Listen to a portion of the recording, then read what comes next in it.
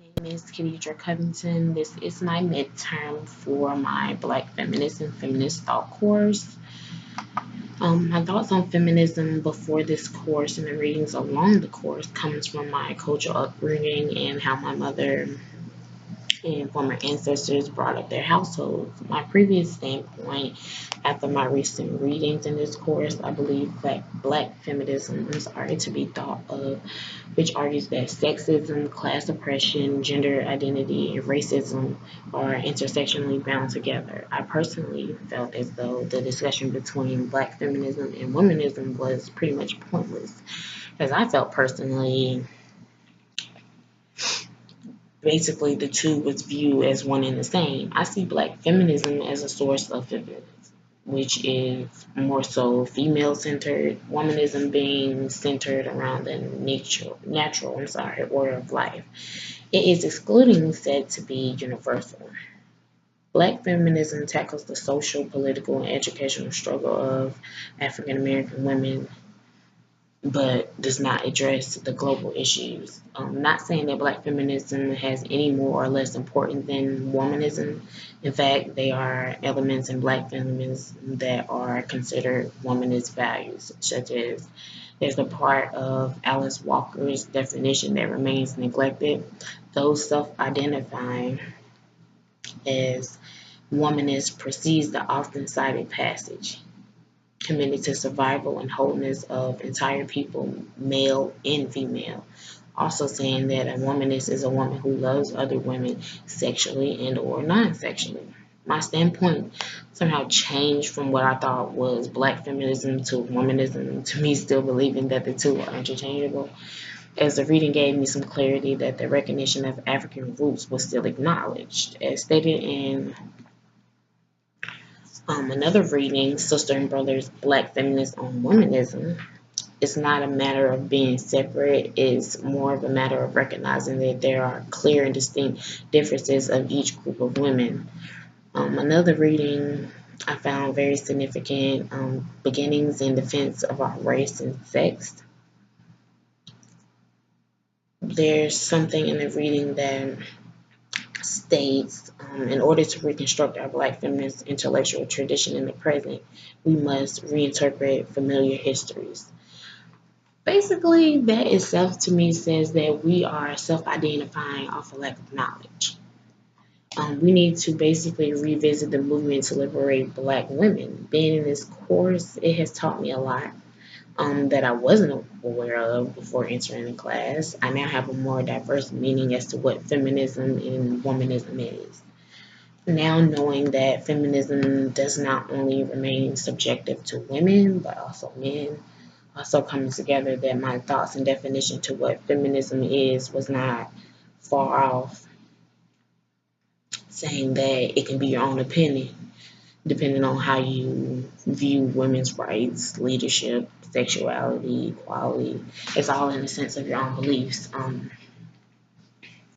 This assignment was more so difficult to me only because it was hard for me to distinguish as to what I identify myself as. The challenge was basically knowing what I knew before entering the course and what I've learned throughout the course and comparing and separating the knowledge from different standpoints. I take what I've learned and I apply it into my everyday life to relevant conversations and debate. Seeing and meeting women of different color in the same color all identify as something different is relatively fascinating to the fact that we as women still do not stand as one, but as one on different conditions, saying that everyone believes something different when I believe it to all be the same, just written out differently depending on your own standpoint.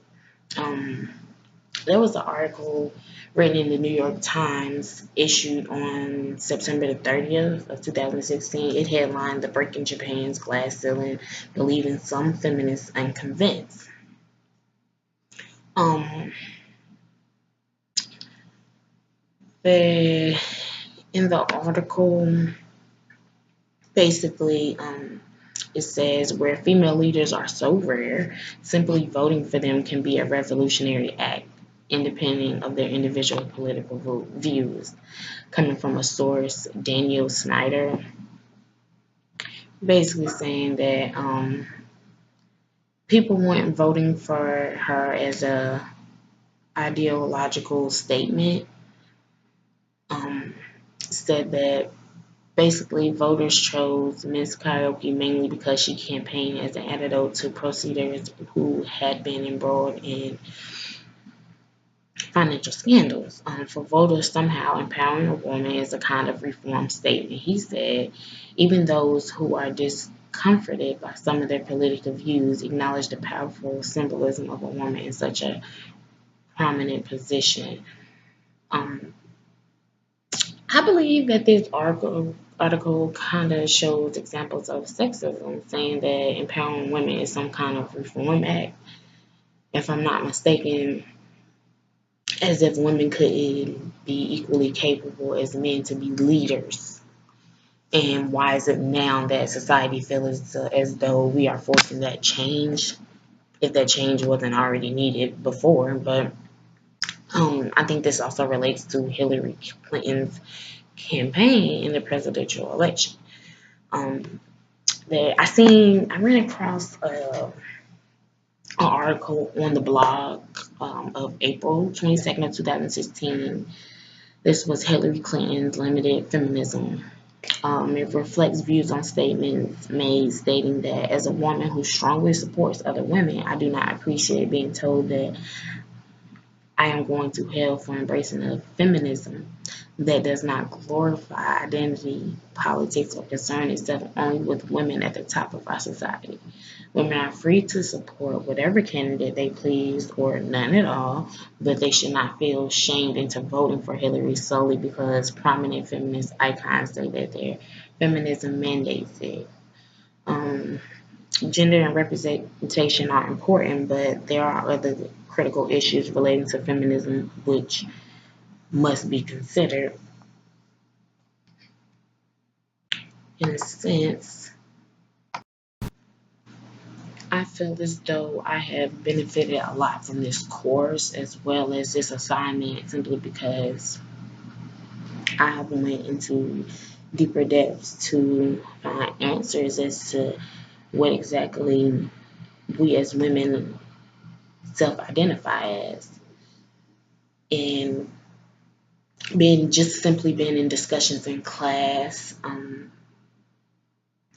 seeing, different women, all have their own different standpoints and express themselves in different ways, but somehow we all have the same beliefs in some sense, but not a total sense. Everybody has their own mindset and way that they do things and ways that they were also raised. Some comes from a cultural standpoint where it's how I feel my situation was I was raised off a certain standpoint.